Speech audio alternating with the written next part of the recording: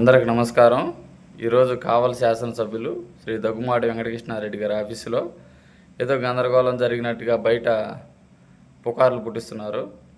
నేను వాస్తవంగా ఇవాళ మా వార్డు వాళ్ళ పని ఒకటి ఉండి సారకాడికి తీసుకెళ్ళిన వాళ్ళని ఎంఆర్ఓ గారితో పని ఉండి చెప్పడానికి నేను ముందెళ్ళాను.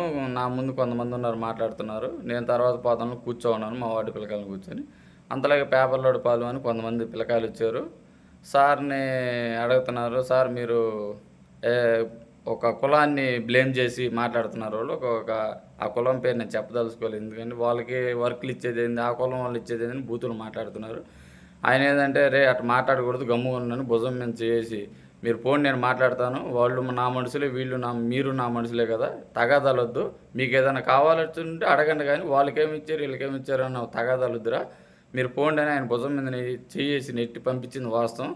కానీ జరిగింది ఒకటైతే బయట ఒకటిగా చెప్పడం అసలు ఎందుకు చేస్తున్నారో మాకు అర్థం కావట్లేదు. నేను లైవ్లో ఉన్నాను, అక్కడ మా పిల్లకాయలు కూడా ఉన్నారు, కావాలని సాక్ష్యం కూడా చెప్తారు, ఇంకా చాలా మంది ఉన్నారు, వాళ్ళు కూడా కావాలని చెప్తారు. అంతేగాని జరిగింది జరగనట్టు ఇది కావాలని ఒక కుట్రగా ఆయన మీద చేయాలని తప్పిస్తే ఇది మరోలా లేదని విన్నవించుకుంటూ సెలవు తీసుకుంటున్నాను. ఉదయం నుండి ఎవరో కావాలని నా మీద చాలా బ్యాడ్ నేమ్ చేస్తున్నారు నన్ను. నేను ఎమ్మెల్యే సార్ దగ్గరికి వెళ్ళాను ప్రాబ్లం కోసం. అక్కడికి వెళ్ళిన తర్వాత సార్ ఇప్పుడు కుదరదు, మళ్ళీ సాయంత్రం రమ్మన్నాడు. దాన్ని ఊరక అలా చేపెట్టి రేపు పొద్దున మాట్లాడదామని అన్నాడు.